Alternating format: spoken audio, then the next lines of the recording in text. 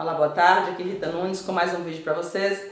E nesse vídeo eu quero responder algumas perguntas, alguns questionamentos que eu sempre recebo aí por aí. Por que você é cristã e não pertence a nenhuma denominação? Eu vou começar do começo. Eu me converti ao Evangelho no ano de 1993, no Carnaval de 1993, no retiro da denominação IDERP de Nanuque, do conhecido pastor João Ferreira, um homem muito piedoso, muito sério. Então eu me converti nesse retiro, abracei a fé cristã. E voltando do retiro, eu fui frequentar na denominação presbiteriana do Brasil. Na época, quem estava à frente era o conhecido pastor Jeremias Linhares, um homem também muito sincero, piedoso, que conhece a palavra, que ensina dentro da palavra. E foram 7 anos de muito aprendizado para mim. Depois disso, eu fui frequentar a denominação quadrangular, por força de um relacionamento, um quase casamento, que graças a Deus não se consumou. E eu fiquei 8 anos ali, onde eu fui consagrada missionária, recebi o título de missionária e fiquei por 8 anos. Até que a empresa que eu trabalho hoje me chamou para trabalhar lá no Vale do Jequitinhonha. E lá onde eu fui morar, na cidade fronteira dos Vales, não tinha a denominação que eu pertencia aqui na Nanuque. E eu passei a frequentar a denominação Assembleia de Deus, lá em Fronteira dos Vales. Aí passei um ano por Teófilo Otoni, uns 6 meses em Teófilo Otoni, depois eu voltei para Nanuque, então eu fiquei mais 7 anos na denominação Assembleia de Deus. E no ano de 2013, eu saí da Assembleia de Deus. Como eu já falei num vídeo aí, surto psicótico, eu tive dois surtos psicóticos. E eu sempre digo que Deus ele tocou na minha sanidade para me levar a fazer coisas que eu não faria no meu estado normal. Então assim, em 2013, mais especificamente em agosto de 2013, eu tive o primeiro surto psicótico e saí da Assembleia de Deus, que hoje, vendo de fora, eu vejo que é o berço do farisaísmo moderno, onde as pessoas fazem mais questão de mostrar a sua santidade, de ter uma aparência piedosa. É o que Jesus falou de sepulcros caiados, Então assim, se você ler Mateus 23, você vai ver ali o que é o perfil desse ramo do protestantismo, que é o pentecostalismo. Então você vai ver esse ramo, como é que se desenvolve, tudo assim muito em cima de pompas, de aparência, de piedade, todas essas coisas. Então, em 2013 eu saí e retornei à primeira denominação, que foi a Presbiteriana do Brasil, onde eu fiquei por mais 2 anos. Ali, na época, o pastor Ademir, uma pessoa muito sincera também, muito esforçada. Trabalhei junto com ele por um período muito bom de tempo, 2 anos, mais ou menos, quase 2 anos. Então ele foi embora. Eu ainda fiquei mais um tempo lá. Então eu tive o segundo surto psicótico no ano de 2015. E então, nesse segundo surto psicótico, eu decidi não mais pertencer ao sistema religioso. Eu já vinha estudando há algum tempo já a respeito da necessidade de se ter uma denominação. E assistindo um vídeo de Paul Washer, 10 acusações contra a igreja moderna, eu vi que muitas dessas coisas que se praticam dentro das denominações é uma afronta à verdadeira igreja, que não é a denominação.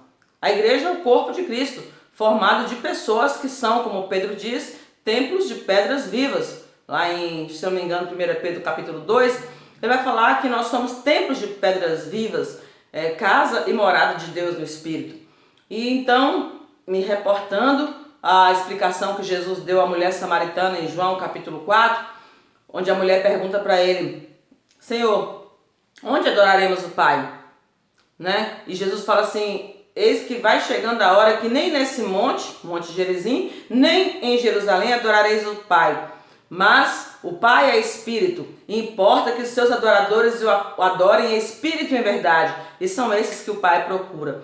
Então Jesus ali, ele descartou a ideia de um templo físico. E depois, nas suas profecias, ele disse que o templo seria derrubado. Ele falando de si mesmo, ele falou que o templo seria derrubado e seria reconstruído em 3 dias, que foi a sua ressurreição.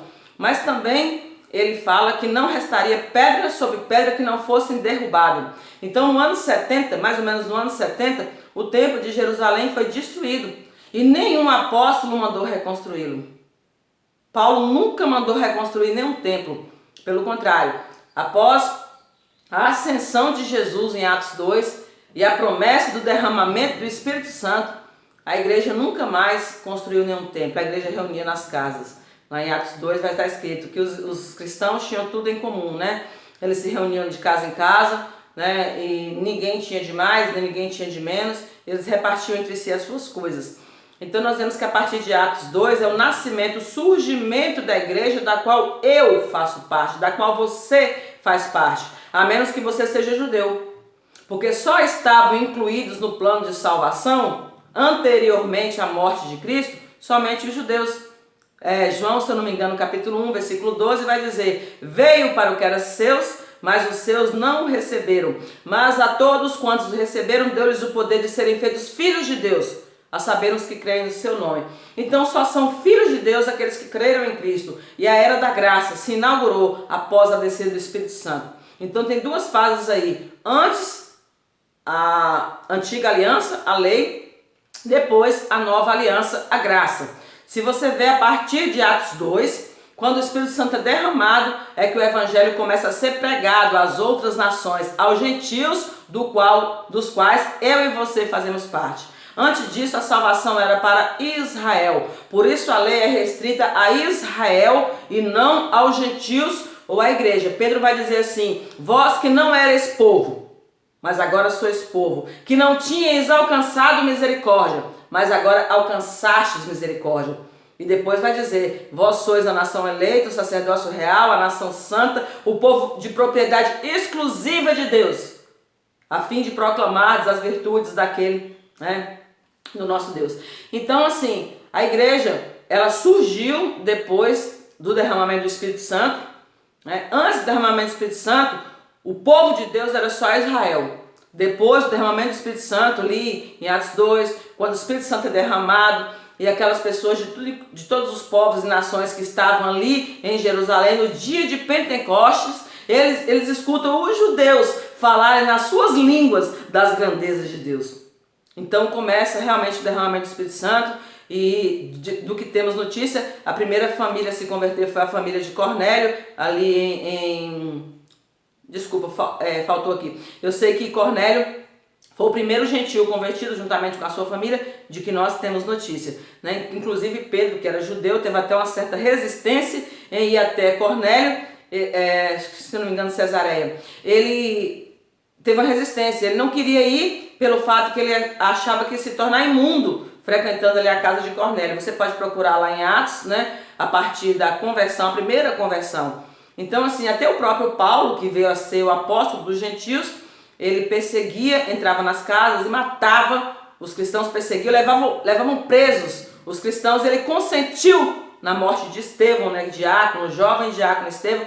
O Paulo consentiu, porque Paulo não aceitava que os gentios se misturassem entre o povo de Deus. Ele mesmo fala que ele fez isso, né? Porém ele não fez com entendimento, né? Ele fez no seu zelo, mas o zelo sem entendimento. Então, assim, a igreja surgiu a partir disso daí. O que aconteceu? Durante quase 400 anos, quase 4 séculos, a igreja não teve instituição. Não existia denominação. O que existia eram as igrejas se reunindo nas casas. Tanto que as epístolas, que são cartas às igrejas, eram endereçadas às cidades.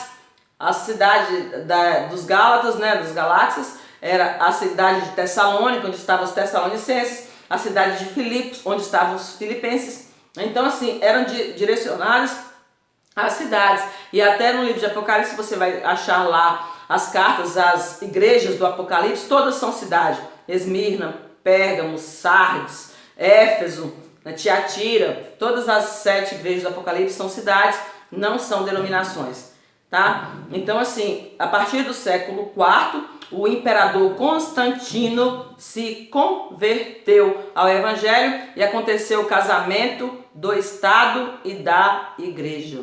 A política entrou na Igreja através do imperador Constantino, que então institucionalizou a Igreja. A partir do século IV, nasceu a primeira denominação, a católica.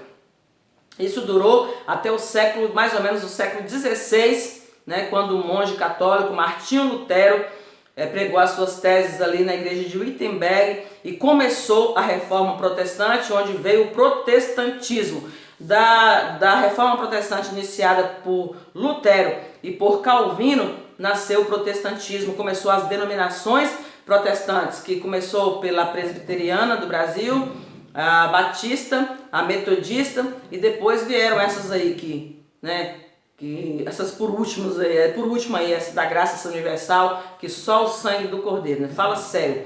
Então é isso. O protestantismo surgiu no século XVI, o catolicismo no século IV, e até o século XVI não existiam denominações evangélicas, né? Há cerca de 400 anos atrás não existia. A igreja continuava se reunindo, os que não se conformavam com o Império Católico Romano se reuniam nas cavernas, inclusive eram martirizados pela denominação católica, e não existia aí as denominações evangélicas, somente a denominação católica do século IV até o século XVI, tá bom? Só um apanhado mais ou menos. Por que eu não pertenço às denominações? Porque não tem necessidade.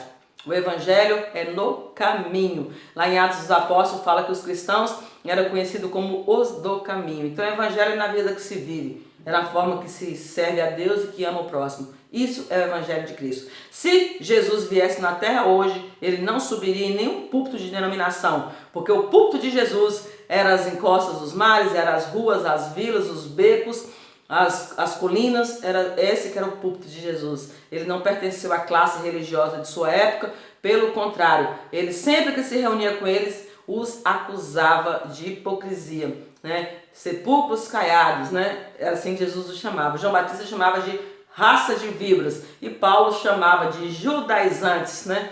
Então é isso aí. Esse vídeo é só para dar uma apanhada e dizer por que eu não pertenço à denominação religiosa, porque eu não preciso. Eu sou cristã sem denominação. Tá bom? É isso mesmo. Se você gostou, deixe o seu like, se quiser fazer algum comentário, se quiser criticar. Porém, leia os textos que eu pedi, dê uma pesquisadazinha e depois pode criticar e condenar à vontade. Tudo bem, tá bom? Inscreva-se no canal e até o próximo vídeo. Tchau, tchau!